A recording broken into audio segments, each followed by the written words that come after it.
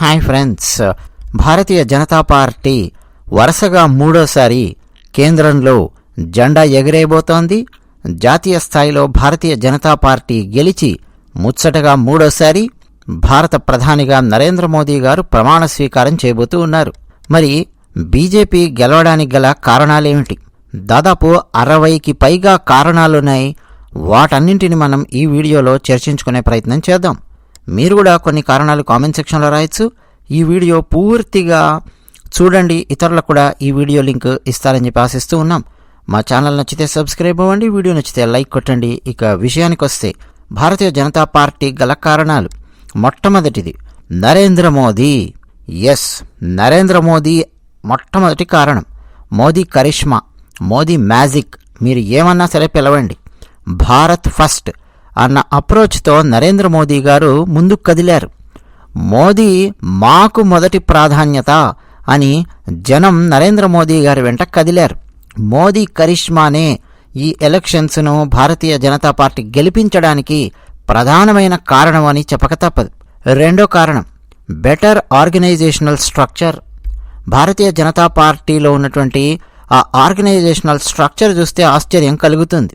పైన ఉన్నటువంటి జాతీయ అధ్యక్షుడి నుంచి మొదలెట్టి, రాష్ట్ర అధ్యక్షుల నుంచి మొదలెట్టి, సామాన్యమైన కార్యకర్త వరకు సుశిక్షితులైన నిస్వార్థమైన లక్షలాది కార్యకర్తల సైన్యం భారతీయ జనతా పార్టీ సొంతం.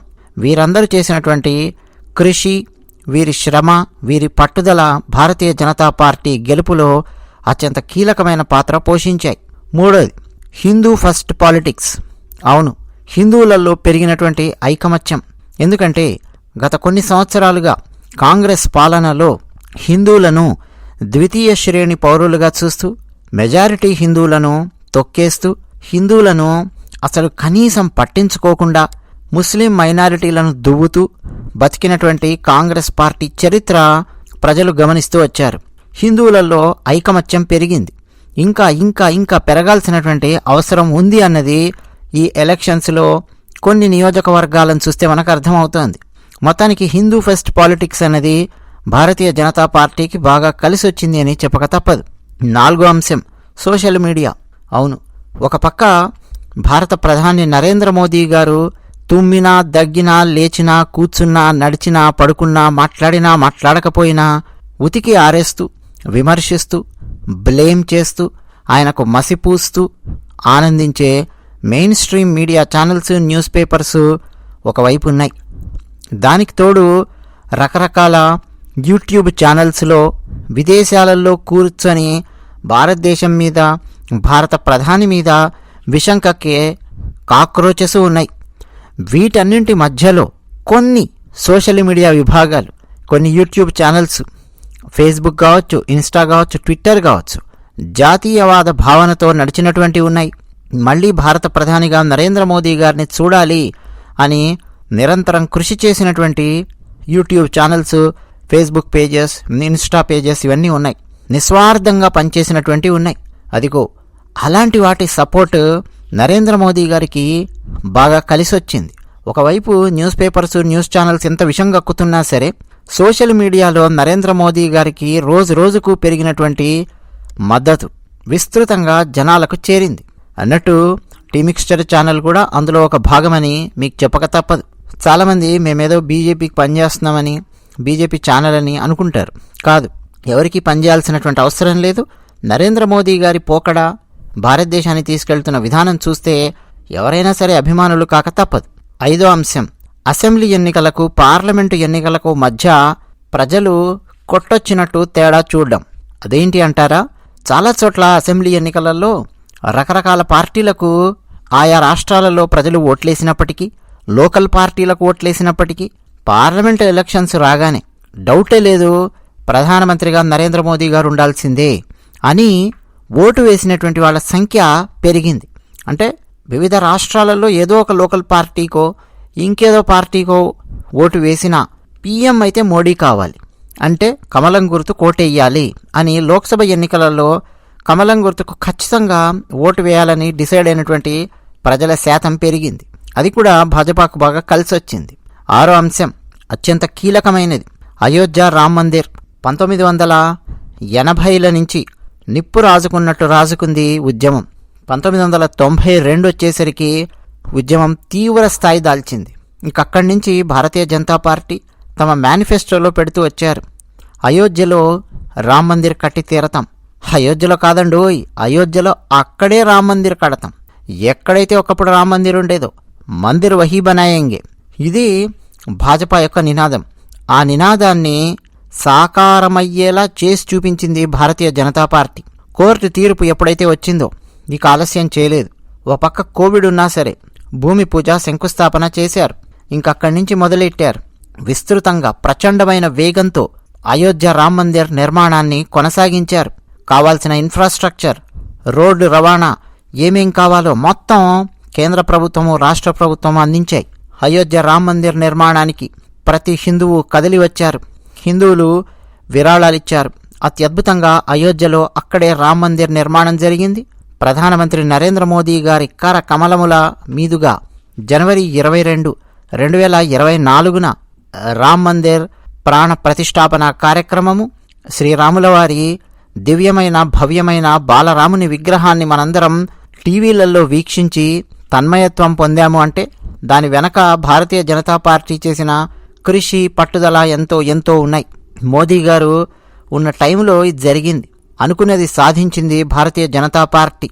రామ్ మందిర్ నిర్మాణం అన్నది భారతీయ జనతా పార్టీకి బాగా కలిసొచ్చింది. చెప్పారు, చేసి చూపించారు. 7వ అంశం, BJP star campaigner Rahul Gandhi.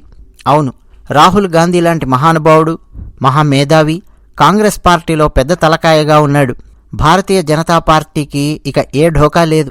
అలాంటి రాహుల్ గాంధీ కాంగ్రెస్ పార్టీ రథాన్ని లాగుతూ ఉంటే లాగుతూ ఉంటే బీజేపీకి ఇక ఏ ఢోకా లేదు. ఎప్పుడు పడితే అప్పుడు, ఎక్కడ పడితే అక్కడ, ఎలా పడితే అలా లాజిక్ లేకుండా వాగే వాచాలత్వం రాహుల్ గాంధీ సొంతం. కాంగ్రెస్లో జాతీయ స్థాయిలో కనీసం ఒక్కరంటే ఒక్కరు కూడా బలమైన నాయకుడు లేడు అన్న విషయం జనాలకు అర్థం చేయించడంలో రాహుల్ గాంధీ బాగా సక్సెస్ అయ్యాడు. ఓహో, ఒకవేళ కాంగ్రెస్ గెలిస్తే ఈ క్యాండిడేటా ప్రైమ్ మినిస్టర్ క్యాండిడేటు, చీచీ అని చెప్పి జనాలు తలకాయ పట్టుకునే పరిస్థితి రాహుల్ గాంధీని చూసి. సో రాహుల్ గాంధీ లాంటి స్టార్ క్యాంపెయినర్ బీజేపీకి ఉండడం కూడా బీజేపీకి బాగా కలిసి వచ్చింది అని చెప్పక తప్పదు. ఇక కాశీ విశ్వనాథ్ కారిడార్, ఉజ్జయిని మహాకాల్ లోక్, కేదార్నాథ్ తిరిగి ఎక్కడెక్కడైతే శిథిలమైందో అక్కడ పూర్తిగా నిర్మించడం, ఆది శంకరాచార్యుల విగ్రహాన్ని ప్రతిష్ఠించడం, ఆది శంకరాచార్యుల వారి విగ్రహం ముందు కూర్చొని నరేంద్ర మోదీ గారు యోగాభ్యాసం చేయడం. అంటే హిమాలయాలలో ఆది శంకరాచార్యుల వారి విగ్రహం కేదార్నాథ్లో మనందరినీ ఆశీర్వదిస్తున్నట్టుగా నరేంద్ర మోదీ గారు దివ్యమైన భవ్యమైన ఆ కార్యక్రమాన్ని నిర్వహించారు. అలాగే కాశీ విశ్వనాథ్ కారిడార్లో కూడా అత్యద్భుతమైన విగ్రహాలను ఏర్పాటు చేశారు. లలితా ఘాట్ నుంచి మొదలెట్టి కాశీ విశ్వనాథ్ మందిర్ వరకు చాలా పెద్దగా ఎక్స్పాండ్ చేస్తూ కారిడార్ నిర్మించారు. భక్తుల సంఖ్య కాశీలో ఇబ్బడి ముబ్బడిగా పెరిగింది. ఉజ్జయిని మహాకాల్ లోక్లో మన పురాణాలలో ఉండే, ముఖ్యంగా శివపురాణంలో ఉండే ఎన్నెన్నో ఘట్టాలను అక్కడ ఏర్పాటు చేశారు. అంటే భారతీయ సనాతన ధర్మానికి పునర్వైభవాన్ని తిరిగి తీసుకురావడానికి నరేంద్ర మోదీ గారు చేసినటువంటి కృషి అంతా ఇంత కాదు. మరి భారతీయ జనతా పార్టీకి కలిసి రాక ఏమవుతుంది? అదే జరిగింది. 8వ అంశం, ట్రైన్స్ ఏంటి అంటారా? మన భారతదేశంలో మనమెందుకు రైళ్లు తయారు చేయకూడదు అన్న ఆలోచన నుంచి పుట్టింది వందే భారత్. అవును, మన ఇంజనీర్లు, మన మేధావులు తయారు చేసినటువంటి రైలు వందే భారత్. అత్యంత వేగవంతమైన రైలు భారతదేశంలో ఏది అంటే అది వందే భారత్.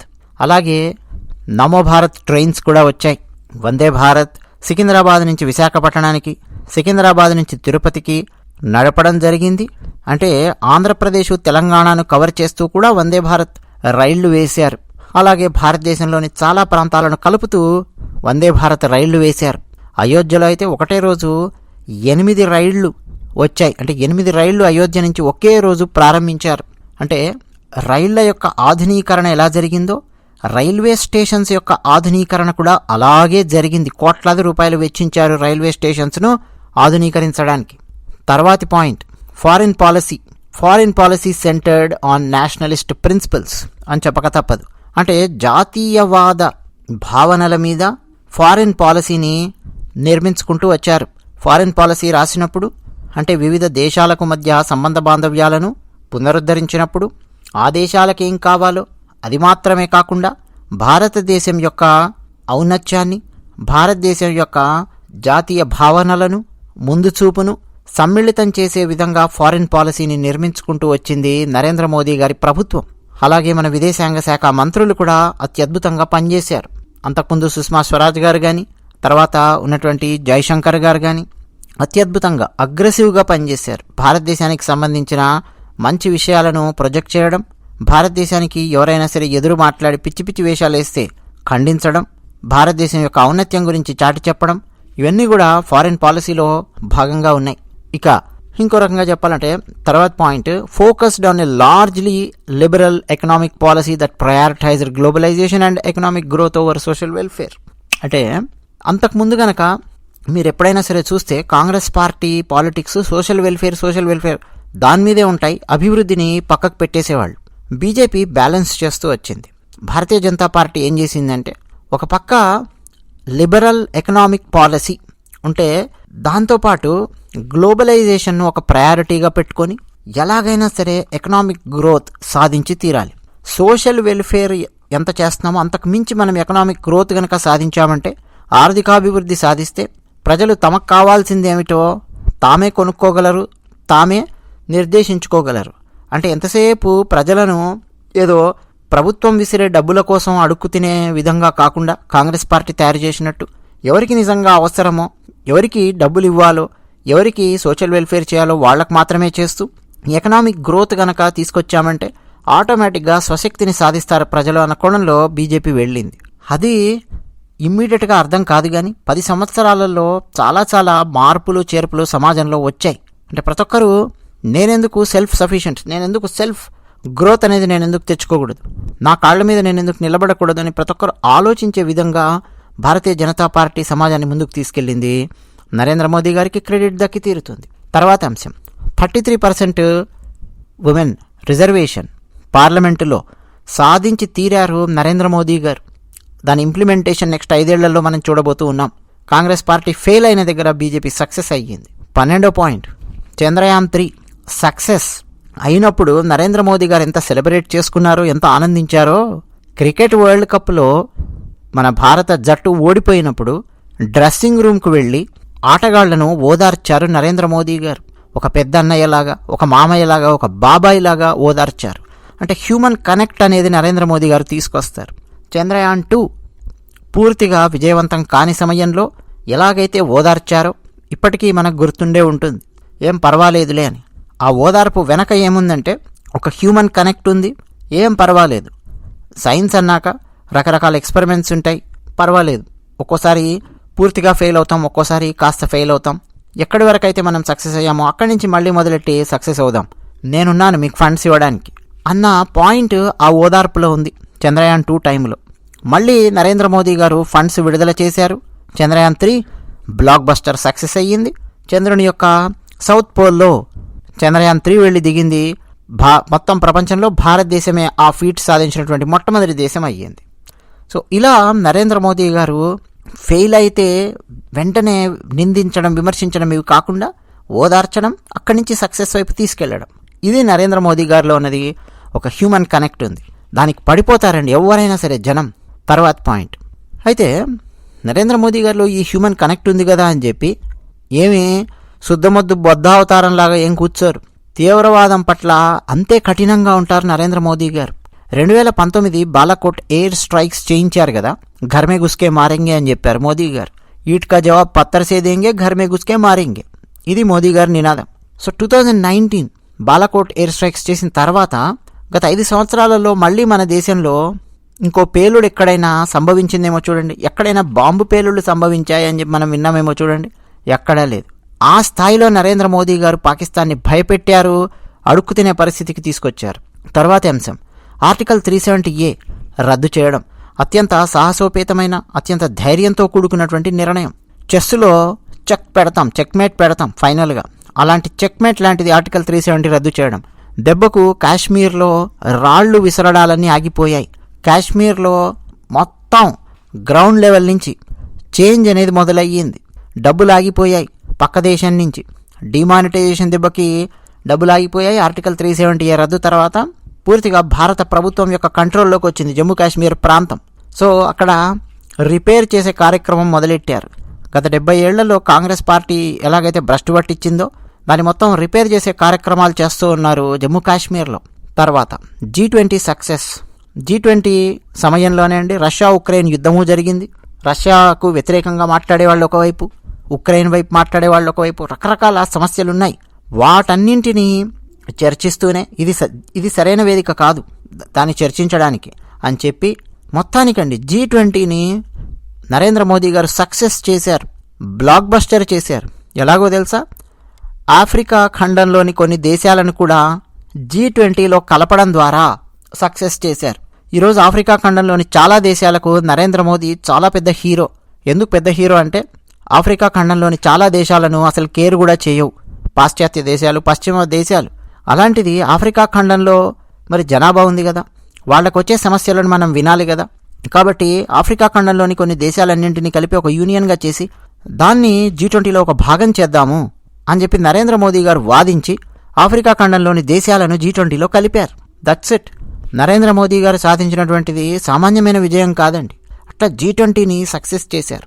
ఇక యుఎస్ కాంగ్రెస్లో అంటే వాళ్ళ పార్లమెంట్లో రెండవసారి ప్రసంగించే అవకాశం నరేంద్ర మోదీ గారికి వచ్చింది.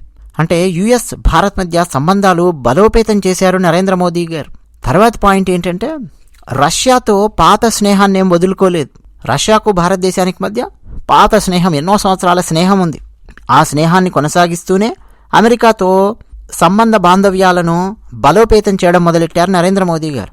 అంటే ఓ పక్క క్యాపిటలిస్టిక్ కంట్రీతో, మరో పక్క కమ్యూనిస్ట్ కంట్రీతో, అంటే రెండు పరస్పర విరుద్ధమైన సిద్ధాంతాలున్నటువంటి రెండు దేశాలతో బలమైన స్నేహాన్ని ముందుకు తీసుకెళ్లారు మోదీ గారు. అది సామాన్యమైన దౌత్య విజయం కాదండి.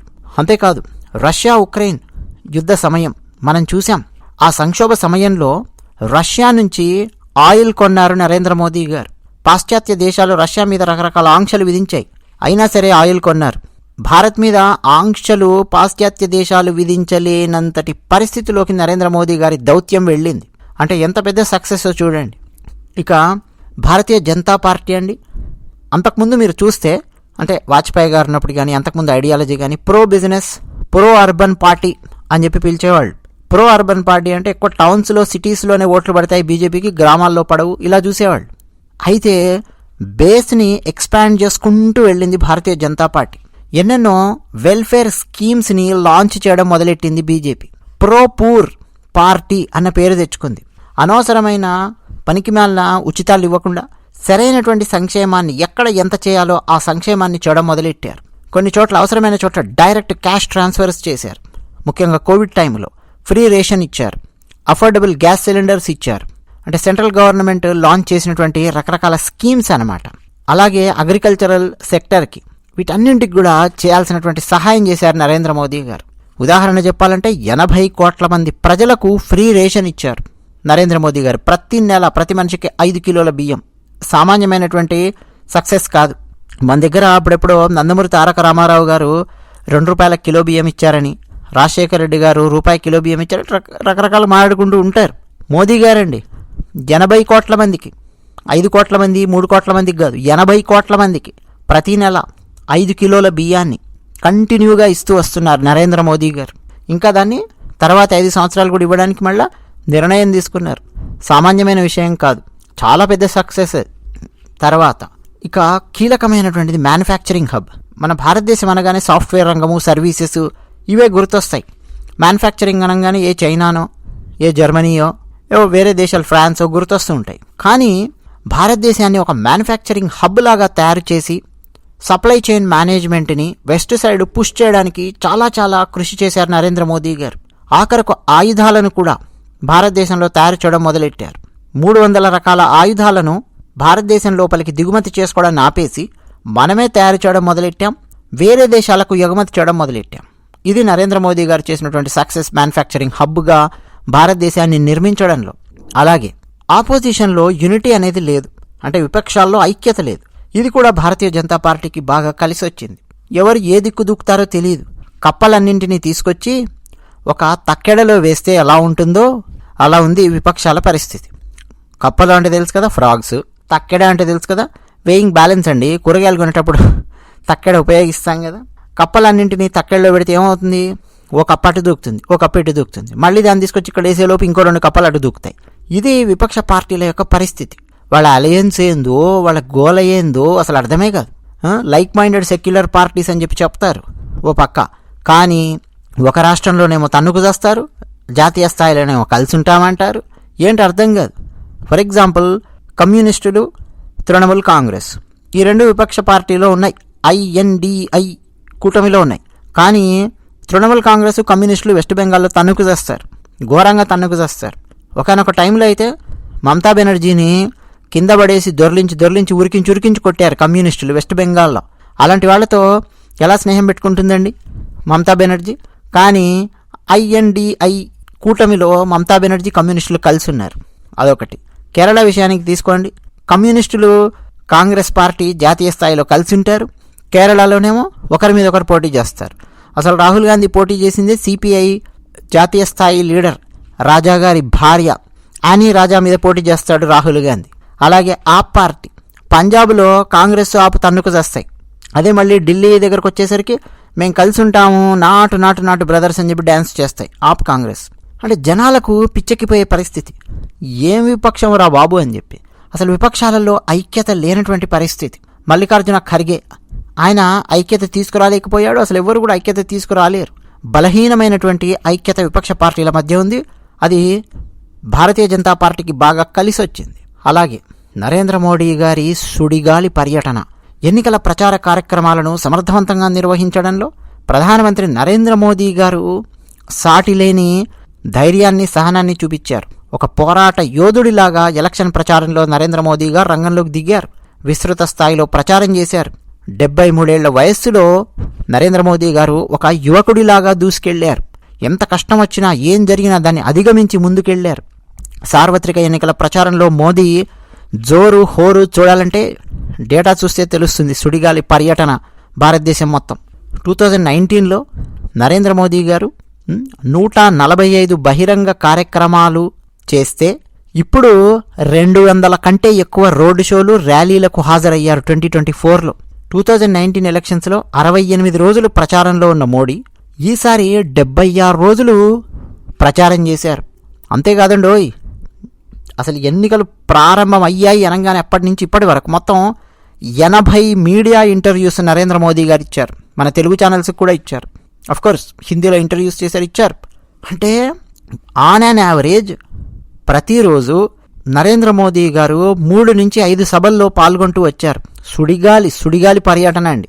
అసలు ఒక యువకుడి కంటే కూడా మాట్లాడుతున్న నేను కానీ, వింటున్న మీరు కానీ, మనం ఎన్ని ఫ్లైట్లు మనకిచ్చినా, ఎన్ని కార్లు సిద్ధంగా పెట్టినా, ఏం సిద్ధంగా పెట్టినా ఇంత సుడిగాలి పర్యటన మనం చేయలేమండి. చాలా కష్టం. నరేంద్ర మోదీ గారి ఉక్కు సంకల్పం, నరేంద్ర మోదీ గారి ఆ శరీరం ఏంటో, ఉక్కు మనిషి, అది సామాన్యం కాదు. ఒక యువకుడిలాగా దూసుకెళ్లారు. అది చాలా చాలా చాలా చాలా ఫెచ్చింగ్ అయింది భారతీయ జనతా పార్టీకి. తర్వాత భారతీయ జనతా పార్టీ యొక్క ఆర్థిక, అలాగే ఆర్గనైజేషనల్ పవర్ రెండు కూడా చాలా బలంగా ఉన్నాయి వేరే పార్టీలతో పోల్చితే. ఎందుకంటే బీజేపీ మీద నమ్మకం పెరిగి ఎక్కువగా విరాళాలు ఇచ్చినటువంటి వాళ్ళు ఉన్నారు. ఎలక్టోరల్ బాండ్స్ గురించి రచ్చరచ్చ చేశారు ఎలక్షన్స్ ముందు. కానీ ఎలక్టోరల్ బాండ్స్లో కూడా దాదాపు 50% బీజేపీకి వస్తే 50% వేరే పార్టీలకు కూడా వచ్చాయి. కానీ ఎందుకు 50% దాకా బీజేపీకి ఇచ్చారు? బలమైనటువంటి ప్రభుత్వాన్ని ఏర్పాటు చేసింది బీజేపీ. 300కు పైగా సీట్లు 2019లో సాధించింది కాబట్టి, చాలా రాష్ట్రాలలో భారతీయ జనతా పార్టీ ప్రభుత్వం ఏర్పడుతూ వచ్చింది కాబట్టి, మోదీ గారి నాయకత్వం మీద నమ్మకం ఉంది కాబట్టి ఎక్కువ ఎలక్టోరల్ బాండ్స్ బీజేపీకి రావడం అనేది సర్వసాధారణమైన విషయం. ఎలక్టోరల్ బాండ్స్ అనే కాదు, జనరల్గా కూడా అండి నరేంద్ర మోదీ గారి కరిష్మాతో పాటు ఆర్గనైజేషనల్ పవర్ అంటాం, అది చాలా చాలా బలంగా ఉంది. తర్వాత నరేంద్ర మోదీ గారు అలాగే భారతీయ జనతా పార్టీలో ఉన్న పెద్ద తలకాయలు మ్యాథమెటిక్స్ అండి, మ్యాథ్ అంటాం, పక్కాగా వర్క్ చేశారు. అసలు అమిత్ షా గారు, మోదీ గారు మ్యాథ్ మాట్లాడుతుంటే షాక్ అయిపోతాం చాలా సందర్భాల్లో. ఫర్ ఎగ్జాంపుల్ చెప్తాను.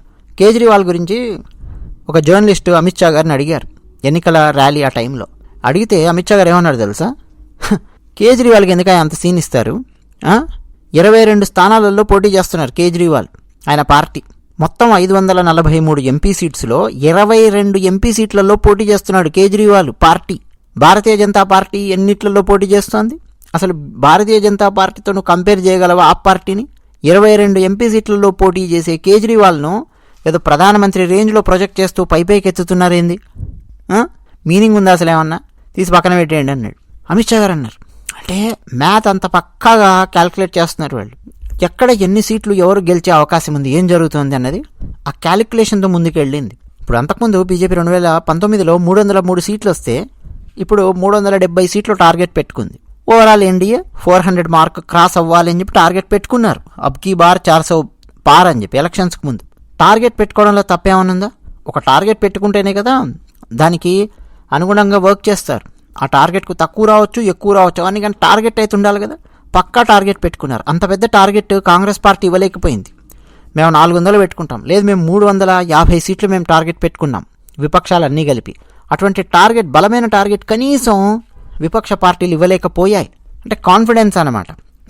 తర్వాత ఉత్తరప్రదేశ్ అంటే చాలా చాలా ముఖ్యమైన రాష్ట్రం. 80 సీట్లు ఉన్నటువంటి ఉత్తరప్రదేశ్ రాష్ట్రంలో ఎవరికి ఎక్కువ సీట్లు గెలిస్తే వాళ్లే కేంద్రంలో సీట్లో కూర్చుంటారు ప్రధానమంత్రిగా.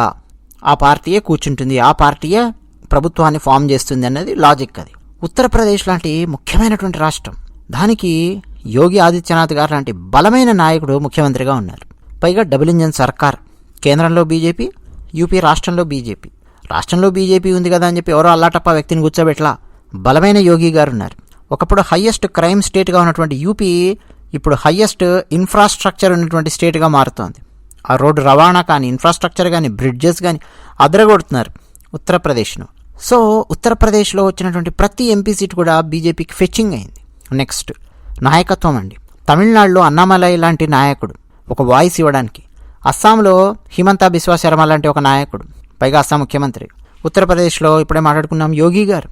రాజస్థాన్లో, మధ్యప్రదేశ్లో, మహారాష్ట్రలో బలమైనటువంటి నాయకులు భారతీయ జనతా పార్టీకి అడ్వాంటేజ్గా ఉన్నారు. అలాగే తెలంగాణలో బండి సంజయ్ గారు లాంటి వారు, కిషన్ రెడ్డి గారు లాంటి వారు, ధర్మపురి అరవింద్ గారు లాంటి వాళ్ళు, ఈటెల రాజేందర్ గారు లాంటి వాళ్ళు బలమైనటువంటి నాయకులు ఒక అడ్వాంటేజ్గా ఉన్నారు. అలాగే రఘునందన్ గారు తెలంగాణలో వాయిస్ ఇవ్వడానికండి, ఒక మారల్ సపోర్ట్ ఫైట్ చేయాలన్నా కానీ. ఇప్పుడు నేను చెప్పినటువంటి వాళ్ళల్లో రకరకాల రాష్ట్రాల్లో కొంతమంది ఓడిపోయి ఉండొచ్చు, కొంతమంది గెలిచి ఉండొచ్చు. బట్ ఆ పవర్ అనేది ఇవ్వాలి కదా నాయకుడు అన్నది. గెలుపు ఓటములు అనేది రకరకాలుగా జరుగుతుంటాయి ఎలక్షన్స్లో. బట్ కార్యకర్తల మధ్యలో ఏ రకమైన సమస్యలు రాకుండా ఒక మారల్ సపోర్ట్, ఒక ధైర్యం ఇవ్వాలి అంటే బలమైన నాయకులు కావాలి. అది భారతీయ జనతా పార్టీ సొంతం, అది ఫెచ్చింగ్ అయింది. నెక్స్ట్ పద్మ అవార్డ్స్, భారతరత్న అవార్డ్స్లో ట్రాన్స్పరెన్సీ తీసుకొచ్చారు. కులాలు, మతాలు, రాష్ట్రాలు వీటన్నింటికి అతీతంగా అర్హులకు అవార్డ్స్ అందించే పని చేసింది బీజేపీ. ఫర్ ఎగ్జాంపుల్ మన పివి నరసింహారావు గారు, కాంగ్రెస్ పార్టీ ఇవ్వాల్సినటువంటి అవార్డు పివి నరసింహారావు గారికి భారతరత్న. కాంగ్రెస్ పార్టీ కనీసం పివి నరసింహారావు గారి శవాన్ని కూడా సరిగ్గా పట్టించుకున్నటువంటి పరిస్థితి. ఢిల్లీలో అంత్యక్రియలు చేస్తామయ్యా అని చెప్పి పివి నరసింహారావు గారి కుటుంబ సభ్యులంటే అవసరం లేదు తీసుకుపోండి హైదరాబాద్కి అని చెప్పి తరిమేసినటువంటి పార్టీ కాంగ్రెస్ పార్టీ. మహానుభావుడు, మహానాయకుడు పివి నరసింహారావు గారికి కాంగ్రెస్ పార్టీ ఇచ్చినటువంటి అత్యంత దారుణమైన వీడుకోలేదు. పివి నరసింహారావు గారిని తల మీద పెట్టుకుంది బీజేపీ. నరేంద్ర మోదీ గారు చాలా సందర్భాల్లో పార్లమెంట్లో సమావేశాలలో కూడా పివి నరసింహారావు గారిని మెచ్చుకున్నారు, వారి దార్శనికతను పొగిడారు. అంతేకాదు పివి నరసింహారావు గారికి భారతరత్న అవార్డు ఇచ్చి సత్కరించింది భారతీయ జనతా పార్టీ, అంటే కేంద్ర ప్రభుత్వం, నరేంద్ర మోదీ గారు. అలాగే ఎల్కే అద్వానీ గారిని ఏం పట్టించుకోకుండా పక్కన పెట్టలేదు. మీడియా వాళ్ళు కావాలని చెప్పి గిల్లుతూ ఉన్నట్టు ఇప్పటికీ మనకు కొంతమంది కామెంట్ సెక్షన్లో రాస్తుంటారు, నరేంద్ర మోదీ ఏదో ఎల్కే అద్వానీని తొక్కేశారని. ఏంటంటే పిచ్చివాగుడంతా వాగుతుంటారు. మన దగ్గర అండి, మన తెలుగు రాష్ట్రాలలో, ముఖ్యంగా ఆంధ్రప్రదేశ్లో, తెలంగాణను పూర్తిగా అనకూడదులేండి, ఆంధ్రప్రదేశ్లో మనం ఏ మిత్రుడిని గిల్లినా సరే, ఏ మిత్రుడిని కాస్త ప్రశ్న వేసినా సరే ఎల్కే అద్వానీని ఏదో నరేంద్ర మోదీ తొక్కేశారని, పట్టించుకోలేదని పిచ్చివాగుడంతా వాగుతుంటారు. ఎల్కే అద్వానీ గారి ప్రతి పుట్టినరోజుకు నరేంద్ర మోదీ గారు ఫ్లవర్ బుకే తీసుకెళ్ళి అక్కడ కూర్చొని కేక్ కట్ చేయించి ఎల్కే అద్వానీ గారితో కాసేపు గడిపి వాళ్ళ ఇంట్లో అక్కడి నుంచి వస్తారు నరేంద్ర మోదీ గారు. ఎల్కే అద్వానీ గారి కూతురు కూడా చాలా సందర్భాలలో నరేంద్ర మోదీ గారి గురించి చాలా గొప్పగా చెప్తూ ఉంటారు. వాళ్ళ ఇంటికి వెళ్తూ ఉంటారు. మోదీ గారు ఒక గురువుని ఎలా చూస్తారు అలాగే చూస్తారు మోదీ గారు. ఎల్కే అద్వానీ గారికి భారతరత్న అవార్డు ఇచ్చి సత్కరించారు నరేంద్ర మోదీ గారు. ఎవరినండి వదిలిపెట్లా నరేంద్ర మోదీ గారు. ఈ కాంగ్రెస్ ఉంటే ఎల్కే అద్వానీ గారికి భారతరత్న వస్తుందా చెప్పండి? వాజ్పేయి గారికి భారతరత్న అవార్డు వచ్చేదా? పివి నరసింహారావు గారికి భారతరత్న అవార్డు వస్తుందా? రాదు. తర్వాత పిఎం ఆవాస్ యోజన చాలా చాలా అద్భుతమైనటువంటి కార్యక్రమం. 4 కోట్ల మంది పేద ప్రజలకు ఇళ్ళిచ్చిందండి ఈ ఆవాస్ యోజన. నరేంద్ర మోదీ గారి కళ. అలాగే కోవిడ్ లాంటి క్రైసిస్, అలాంటి సమయాన్ని అత్యంత సమర్థవంతంగా హ్యాండిల్ చేసిన ప్రధానమంత్రిగా చరిత్రలో నిలుస్తారు నరేంద్ర మోదీ గారు. కొన్ని దేశాలలో అయితే ఆయా దేశాల ప్రధానమంత్రులు చేతులు ఎత్తేశారు. కొన్ని దేశాలలో అయితే పారిపోయినటువంటి వాళ్ళు కూడా ఉన్నారు. పేరొద్దులేండి దేశాల పేర్లు. మన ఆసియా ఖండంలోనే ఒక ఆయన అయితే పారిపోయాడు హ్యాండిల్ చేయలేక నాయకుడు. కొంతమంది అయితే బేలమొహం వేసుకొని బిత్తరజూపులు చూసినటువంటి వాళ్ళు ఉన్నారు, ఎవరు సాయం చేస్తారా అని. మోదీ గారు అలా కాదు, 20 లక్షల కోట్ల రూపాయల ప్యాకేజ్ రిలీజ్ చేశారు ఆ టైంలో. మరోపక్క దీపాలు వెలిగించండి అని చెప్పారు, గంటలు మోగించండి అని చెప్పారు. కరోనా పోతుందని కాదు, మనందరం ఒక సమస్యను ఐకమత్యంతో ఎదుర్కొందాము అని చెప్పడం కోసం. నా ఇంట్లో గంట మోగుతుంది, మీ ఇంట్లో గంట మోగుతుంది, ప్రతి ఇంట్లో గంట మోగుతుంది, అందరం దీపాలు వెలిగిస్తాం. దాని అర్థం ఏంటి? అందరం ఒక మాట మీద ఉన్నాం, అందరం ఒకరికొకరు చేదోడు వాదోడుగా ఉన్నాము, ఉంటాము కష్టకాలంలో అని చెప్పే ఒక గెస్చర్ అన్నమాట. అంతేకాదు, నరేంద్ర మోదీ గారు కరోనా టైంలో ఆయన చూపించినటువంటి అత్యంత సాహసోపేతమైన నిర్ణయాలు చాలా చాలా ఉన్నాయి. మనం చాలా సందర్భాల్లో మాట్లాడుకున్నాం. ఇక కోవిడ్ వ్యాక్సిన్స్ 220 కోట్ల డోసులకు పైగా కోవిడ్ వ్యాక్సిన్స్ మన భారతదేశంలోని వివిధ ప్రాంతాలకు అందించే సప్లై చైన్ మేనేజ్మెంట్ను, ఇన్ఫ్రాస్ట్రక్చర్ను, ఆ నెట్వర్క్ను బిల్డ్ చేసి పెట్టారు. అంతేకాదు, విదేశాలలో కూడా అవసరమైనటువంటి దేశాలున్నాయి, చిన్న చిన్న దేశాలున్నాయి, ద్వీప దేశాలున్నాయి, వాటికి కూడా కోవిడ్ వ్యాక్సిన్ను మన భారతదేశం నుంచి పంపించారు. నరేంద్ర మోదీ గారు ఏం చేసినా సరే అది న్యూస్ అయి కూర్చుంటోంది. అంతా కరిష్మా నరేంద్ర మోదీ గారి సొంతం. అది భారతదేశానికి పాజిటివ్గానే. ఉదాహరణకు లక్షద్వీప్కు వెళ్ళి స్కూబా డైవింగ్ చేశారు. దెబ్బకు లక్షద్వీప్లో టూరిజం పెరిగింది. నరేంద్ర మోదీ గారి లక్షద్వీప్ పర్యటన మీద పిచ్చి పిచ్చి ట్వీట్లు వేసిన ఒకానొక దేశపు ఆర్థిక స్థితిగతులు అడుగంటిపోయే పరిస్థితి వచ్చింది. అలాగే భేట్ ద్వారకాలో సముద్రంలో దిగి నరేంద్ర మోదీ గారు పూజ చేశారు. తమిళనాడు రామేశ్వరంలో సముద్ర స్నానం, బావులుంటాయి రామేశ్వరంలో, స్నానం చేశారు. శ్రీరంగంలో పూజలు చేశారు. ఇలా తన బిజీ స్కెడ్యూల్లో కూడా అయోధ్య రామ్ మందిర్ నిర్మాణం జరిగి స్థాపన కార్యక్రమం కంటే ముందు ఏమేం చేయాలో అవన్నీ కూడా నరేంద్ర మోదీ గారు చేశారు. అంటే సనాతన ధర్మం కోసం సమయాన్ని కేటాయించారు నరేంద్ర మోదీ గారు. అది కూడా నా జీవితంలో భాగమయ్యా, ముఖ్యమైన భాగము అని నరేంద్ర మోదీ గారు చేసి చూపించారు. ప్రతి గ్రామానికి, అంటే రోడ్లు లేని గ్రామాలకు సిమెంట్ రోడ్లు గుర్తించి మరీ వేశారు. అలా వేయడానికి పంచాయతీలకు నిధులు మంజూరు చేశారు. కరెంటు లేని గ్రామాలు, అంటే పూర్తిగా అంధకారంలో ఉన్నటువంటి గ్రామాలను గుర్తించి వాటికి కరెంటు వచ్చే సౌకర్యాన్ని కల్పించారు. టాయిలెట్, అవును, స్వచ్ఛ భారత్ అభియాన్లో భాగంగా ఓ పక్క రోడ్స్ అవన్నీ క్లీన్గా పెట్టుకోవడం మాత్రమే కాదు, టాయిలెట్స్ నిర్మించడం. కోట్లాది టాయిలెట్స్ను భారతదేశంలో నిర్మించారు. ఓపెన్ డిఫెకేషన్ ఫ్రీ గ్రామాలను సృష్టించారు. ఉచిత ఎల్పిజి గ్యాస్ కనెక్షన్ ఉజ్వల స్కీమ్ కింద ఇచ్చారు. అయోధ్య నరేంద్ర మోదీ గారు వెళ్ళినప్పుడు మీరు గమనించవచ్చు, అంటే ఆ ఉజ్వల స్కీమ్ పొందినటువంటి మహిళ ఇంట్లో కూర్చొని నరేంద్ర మోదీ గారు ఛాయ్ తాగారు. నిజానికండి కేంద్రం ఇలా ఉచిత స్కీమ్ ఇస్తోంది గ్యాస్కు సంబంధించి అన్న విషయం చాలా రాష్ట్రాలలో ఉండే ప్రజలకు తెలియదు. మామూలుగా గ్రామీణులలో చాలామంది రాష్ట్ర ప్రభుత్వమే ఏ ఉచిత గ్యాస్ కనెక్షన్ స్కీమో ఇస్తోంది అన్న భ్రమలో ఉన్నారు. కానీ లబ్ధి పొందిన వాళ్ళు, ఆ కుటుంబాలు అర్థం చేసుకున్నాయి, నరేంద్ర మోదీ గారికి ఓటు వేశాయి. బూత్ లెవెల్లో పనిచేసే లక్షలాది మంది సామాన్యమైన కార్యకర్తలు భారతీయ జనతా పార్టీ సొంతం. మామూలు సమయంలో వాళ్ళు కనిపించరు, కానీ ఎలక్షన్ టైం వచ్చినప్పుడు చాలా చాలా యాక్టివ్గా బూత్ లెవెల్లో పనిచేసే కార్యకర్తలు ఉంటారు. మిగతా సమయాలలో వాళ్ళ పనులు వాళ్ళు చేసుకుంటూ ఉంటారు. ఇక అమిత్ షా గారి చాణక్యం, నరేంద్ర మోదీ గారి వ్యూహాలు లక్షలాది కొత్త కొత్త కార్యకర్తలను సృష్టించాయి భారతీయ జనతా పార్టీకి.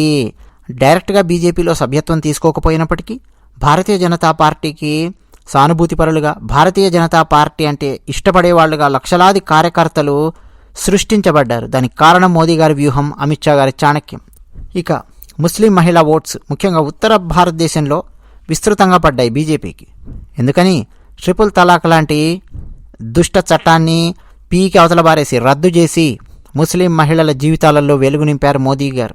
అలా ట్రిపుల్ తలాక్ బాధితులు, ముఖ్యంగా అమ్మాయిలు ఉన్నటువంటి తల్లులు, ముస్లిం మహిళామణులు నరేంద్ర మోదీ గారి కోటేశారు. ఇక బీజేపీకి వెన్నుదన్నుగా నిలిచే రాష్ట్రీయ స్వయం సేవక్ సంఘ్ ఎన్నెన్నో శాఖలు నిర్వహించింది. గత 5 సంవత్సరాలలో కొత్తగా 45,000కు పైగా శాఖలు ఏర్పాటు చేసినట్టుగా ఒక డేటా చెప్తోంది. అంటే వివిధ గ్రామాలలో శాఖలు ఏర్పాటు చేసి భారతదేశంలో ఏం జరుగుతోంది, సనాతన ధర్మానికి సంబంధించి ఏం జరుగుతోంది, జాతీయవాదానికి సంబంధించి ఏం జరుగుతోంది, భారతదేశం ఏ దిశలో వెళుతోంది అని చెప్పి చర్చించడం, ఇవన్నీ కూడా రకరకాల శాఖలలో జరిగాయి. రాష్ట్రీయ స్వయం సేవక్ సంఘ్ ఒక వెన్నుదన్నుగా నిలబడేటటువంటి శక్తి నిలబడి తీరింది. ఇన్ఫ్రాస్ట్రక్చర్ భారతదేశంలో రోడ్స్, బ్రిడ్జెస్, వాటి గురించి మనం ఎంత మాట్లాడుకున్నా తక్కువే. గత 10 ఏళ్లలో భారతదేశంలో పడినటువంటి రోడ్స్, బ్రిడ్జెస్ ఎన్ని కిలోమీటర్లు పడ్డాయో మీరు కనుక తీసుకొని చూస్తే డేటా, అంతకుముందు కాంగ్రెస్ ఉన్నప్పుడు 70 ఏళ్లలో కూడా అంత అభివృద్ధి జరగలేదు. అంత వేగవంతమైన అభివృద్ధి ఇన్ఫ్రాస్ట్రక్చర్లో చేసి చూపించారు మోదీ గారు. కాంగ్రెస్ నేతలకు పాక్ అంటే ప్రేమ, కొంతమందికి పాకిస్తాన్ నేతలకు కాంగ్రెస్ అంటే ప్రేమ. అదేంటో మనకు తెలియదు. అవినాభావ సంబంధం ఎలక్షన్ టైంలో బాగా బయటపడింది. కొంతమంది పాకిస్తాన్ నాయకులు కాంగ్రెస్ నేతలపై ప్రశంసల జల్లు కురిపిస్తూ రావడం, ఇదంతా కూడా మనం చూసాం. ఇక పాకిస్తాన్ దగ్గర అణుబాంబు ఉంది, మనం వాళ్ళతో మాట్లాడేటప్పుడు జాగ్రత్తగా మాట్లాడాలి అని చెప్పి కాంగ్రెస్ పార్టీ పెద్ద తలకాయ మణిశంకర్ అయ్యర్, ఆయన కేంద్రంలో ఉన్న నరేంద్ర మోదీ గారికి, భారతీయ జనతా పార్టీకి వార్నింగ్ ఇస్తున్నట్టు మాట్లాడాడు. అంటే పాకిస్తాన్ చాలా గొప్ప దేశము, అణుబాంబు ఉంది వాళ్ళ దగ్గర, మనం భయపడాలి అన్నట్టు. వెంటనే నరేంద్ర మోదీ గారు కౌంటర్ ఇచ్చారు.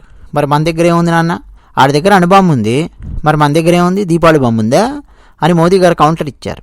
యోగి గారు అన్నారు కౌంటర్గా, యోగి గారు ఏమన్నారంటే, మరి పాకిస్తాన్ వాడి దగ్గర అణుబాంబు ఉందనుకో, ఆడు మన ఎత్తిన వేస్తాడనుకో, మరి మనం ఏం చేస్తున్నాం, మనం మన దగ్గర ఉన్న అణుబాంబు ఫ్రిడ్జ్లో దాచిపెట్టుకున్నామా, మనం దియ్యమా, మనకు తెలీదా అని యోగి గారు కౌంటర్ ఇచ్చారు. సో ఇవన్నీ కూడా అండి ఎలక్షన్ టైంలో బాగా భారతీయ జనతా పార్టీకి ఫెచ్చింగ్ అయ్యాయి. అలాగే కాంగ్రెస్ పార్టీ పెద్ద తలకాయ రాహుల్ గాంధీకి గురువు, గైడ్ అయినటువంటి శామ్ పిట్రోడా పిచ్చి పిచ్చి వ్యాఖ్యలు చేశాడు ఎలక్షన్స్ టైంలో భారతీయుల మీద. ముఖ్యంగా వర్ణ వివక్ష వ్యాఖ్యలు భారతీయుల మీద చేశాడు. ఫర్ ఎగ్జాంపుల్, దక్షిణ భారతీయులు ఆఫ్రికన్స్లా ఉంటారు అని, ఉత్తర భారతీయులు అరబ్బు షేకుల్లా ఉంటారని, నార్త్ ఈస్ట్ వాళ్ళు చైనీస్లా ఉంటారని, ఇట్లా పిచ్చి పిచ్చి వ్యాఖ్యలన్నీ చేశాడు. నరేంద్ర మోదీ గారు స్ట్రాంగ్ కౌంటర్ ఇచ్చారు. భారతీయులు భారతీయులే అయ్యా, భారతీయుల రంగును బట్టి, ఎత్తును బట్టి, దాన్ని బట్టి నువ్వు చూస్తావా, మనందరం భారతీయులము అన్నటువంటి భావనతో చూడాలి కదా అని చెప్పి నరేంద్ర మోదీ గారు కౌంటర్ ఇచ్చారు. సో ఇలా ఇరుక్కోవడం మొదలయ్యింది కాంగ్రెస్ పార్టీ పెద్ద తలకాయలు. ఇవన్నీ కూడా జనం గమనించారు. అలాగే ఉచిత బియ్యం పథకము కొనసాగిస్తూ ఉన్నారు. అసలు ఉచిత బియ్యం ప్రతి నెల భారతీయ జనతా పార్టీ వల్ల, అంటే కేంద్రం వల్ల, నరేంద్ర మోదీ వల్ల ప్రతి మనిషికి, అంటే పేదవాళ్లకు 5 కిలోల ఉచిత బియ్యం అందుతోంది అన్న విషయం కూడా చాలామందికి తెలియకుండా తిన్నారు. మాకు తెలిసిన ఒక ఇంట్లో అండి ఉచిత బియ్యం తీసుకుంటున్నారు. ఆ ఇంట్లో 5 మంది ఉన్నారు. ఉచిత బియ్యం వస్తోంది. గత 3 సంవత్సరాల నుంచి తీసుకుంటున్నారు, తింటున్నారు. వాళ్ళు నరేంద్ర మోదీ గారి వల్ల వస్తుంది, కేంద్రం వల్ల వస్తుంది అని చెప్పి వాళ్ళకి తెలియదు. వాళ్ళు ఏమనుకుంటున్నారు, ఆ రాష్ట్రంలో ఉండే ముఖ్యమంత్రి ఇస్తున్నాడు అని చెప్పి అనుకుంటున్నారు. నేను ఎక్స్ప్లెయిన్ చేసిన తర్వాత షాక్ అయ్యారు. అరే, మోదీ ఇస్తున్నాడా మాకు ఈ బియ్యము, అంటే కేంద్రం వల్ల వస్తోందా అన్న విషయం కూడా చాలామందికి తెలియనటువంటి పరిస్థితి. మీడియా చెప్పదు, అది పరిస్థితి. క్రమక్రమంగా జనాలకు అర్థమవుతూ వచ్చింది. ఉత్తర భారతదేశంలో అలా లేదు పరిస్థితి. చాలా చోట్ల నరేంద్ర మోదీ గారి వల్ల వస్తుంది ఉచిత బియ్యం అని చాలామందికి తెలుసు. సో ఓట్లు వేసేశారు. తర్వాత కోట్లాది జన్ధన్ ఖాతాలు నరేంద్ర మోదీ గారు ఓపెన్ చేయించారు. 50 కోట్లకు పైగా జన్ధన్ ఖాతాలు ఓపెన్ చేయించారు. ఒకప్పుడు బ్యాంకుకి వెళ్తే కుక్కని తెరమినట్టు ధరమేవాళ్ళు పేదవాళ్ళు. ఎవరన్నా వెళ్తే, ఏంద్రా ఎందుకు వచ్చావు బ్యాంకు వైపు అన్నట్టు భయంగా వెళ్ళేవాళ్ళు పేదవాళ్ళు. కర్మగాలి వాళ్ళ డబ్బు ఏమన్నా బ్యాంకులు వేసుకున్నా కానీ ఆ డబ్బు తీసుకోవడానికి కూడా భయపడేవాళ్ళు. ఇప్పుడు ఏం భయం లేదు. జన్ధన్ ఖాతా బ్యాంకులే వెంటబడి నీకు దండం పెడతాను, రావయ్యా బాబు, మాకు టార్గెట్స్ ఇచ్చారు, ఓపెన్ చేయి బ్యాంక్ అకౌంట్ అన్నటువంటి పరిస్థితి. నిజానికి బ్యాంక్ ఎంప్లాయీస్లో చాలామందికి నరేంద్ర మోదీ గారు అంటే కోపం అండి. బ్యాంకర్స్ యూనియన్స్ చాలా స్ట్రాంగ్ ఉంటాయి భారతదేశంలో. ఎందుకంటే పని ఎక్కువ చేయించారుగా నరేంద్ర మోదీ గారు. పని ఎక్కువ ఎవరైనా చేస్తే వాళ్ళ మీద కోపం వస్తుంటుంది. బ్యాంకర్స్ యూనియన్లో ఉన్నటువంటి కొంతమంది మిత్రులతో నేను మాట్లాడితే వాళ్ళ కోపం ఉంది నరేంద్ర మోదీ గారి మీద, ఎందుకంటే పని చేయించాడు కాబట్టి. సరే, జన్ధన్ ఖాతాల వల్ల చాలామందికి లాభం కలిగింది.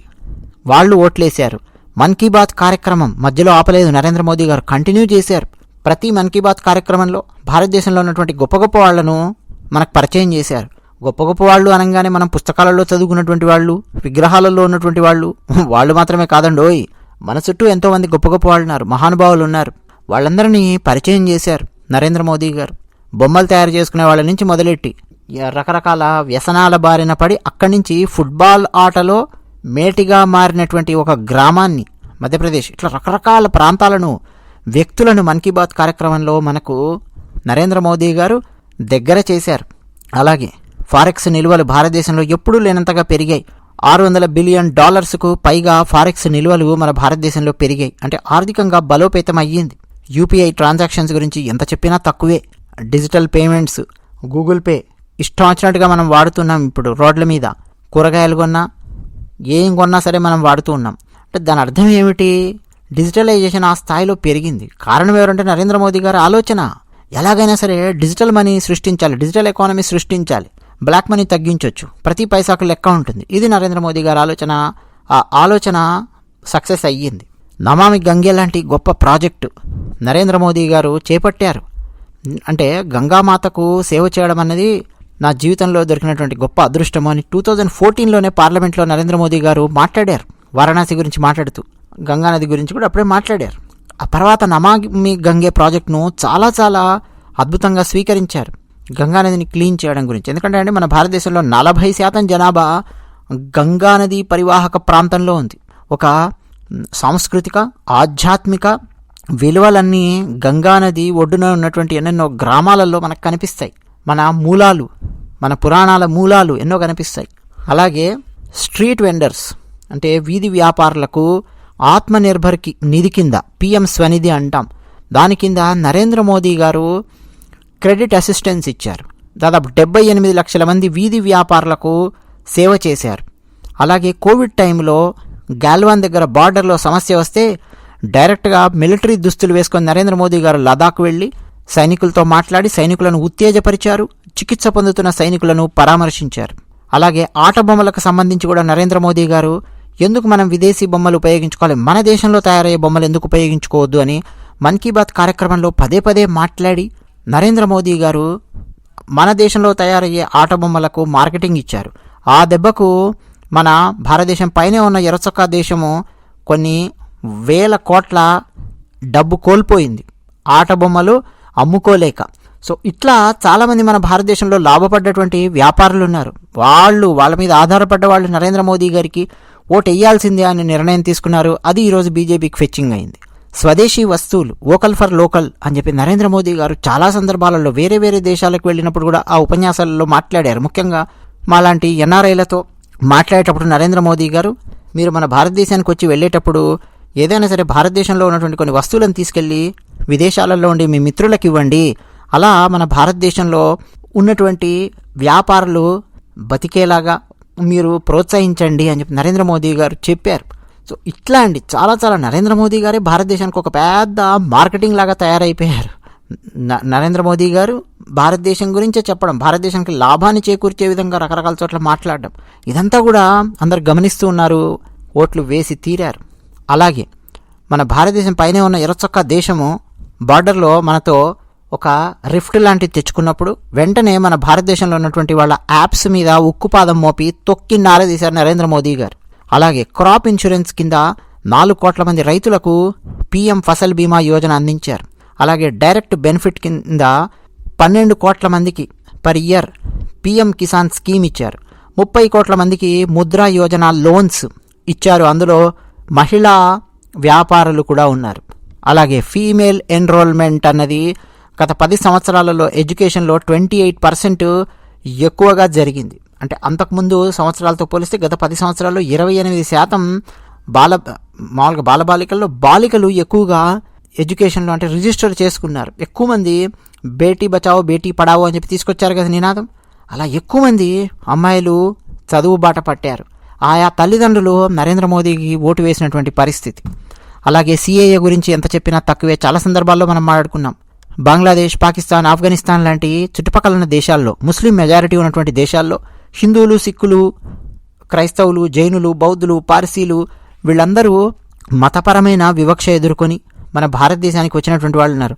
వాళ్లకు సిటిజన్షిప్ ఇచ్చినటువంటి చట్టం సిఏఏ చట్టం. ధైర్యంగా దాన్ని తీసుకొని వచ్చారు. అలాగే లక్పతి దీదీ యోజన అని కొన్ని లక్షల మంది దీదీలు అంటే అక్కయ్యలు, సోదరీమణులు వాళ్ళని లక్షాధికారులు చేసే విధంగా రకరకాల స్కీమ్స్ తీసుకొని వచ్చారు నరేంద్ర మోదీ గారు. అలాగే సోలార్ హౌజెస్ను నిర్మించే స్కీమ్ కింద గత 5-6 నెలలుగా మనం చూస్తున్నాము నరేంద్ర మోదీ గారి ప్రభుత్వం ముందడుగు వేస్తోంది. అలాగే డ్రోన్ టెక్నాలజీని గ్రామాలకు తీసుకెళ్ళి ఆ గ్రామాలలో ఉండే అమ్మాయిలకు నేర్పించబోతూ ఉన్నారు. వ్యవసాయ భూమిలో డ్రోన్స్ ఉపయోగించి ఎలా వ్యవసాయం చేయాలో, ఎక్కడెక్కడ డ్రోన్స్ ఉపయోగించాలో అమ్మాయిలకు ట్రైనింగ్ ఇస్తూ ఉన్నారు. అది దాదాపు ప్రారంభం అయ్యింది. ఇవన్నీ కూడా అండి చాలా చాలా అడ్వాన్స్ టెక్నాలజీస్ని నరేంద్ర మోదీ గారు ఉపయోగిస్తున్నారు. ఇవన్నీ కూడా గమనిస్తున్నటువంటి ప్రజలు ఎవరెవరైతే లబ్ధి పొందుతున్నారో వాళ్ళందరూ ఓట్లు వేసిన పరిస్థితి. అందుకే ఈరోజు భారతీయ జనతా పార్టీ తిరిగి గెలిచింది. 3వసారి నరేంద్ర మోదీ గారు ప్రధానమంత్రి సీట్లో కూర్చోబోతూ ఉన్నారు, ప్రమాణ స్వీకారం చేయబోతూ ఉన్నారు. మరి ఇంకెందుకు ఆలస్యం, మీ అభిప్రాయాలు కామెంట్ సెక్షన్లో రాయండి. ఈ వీడియో ఇతరులకు కూడా ఇస్తారని చెప్పి ఆశిస్తూ అదే విషయం. ధన్యవాదాలు.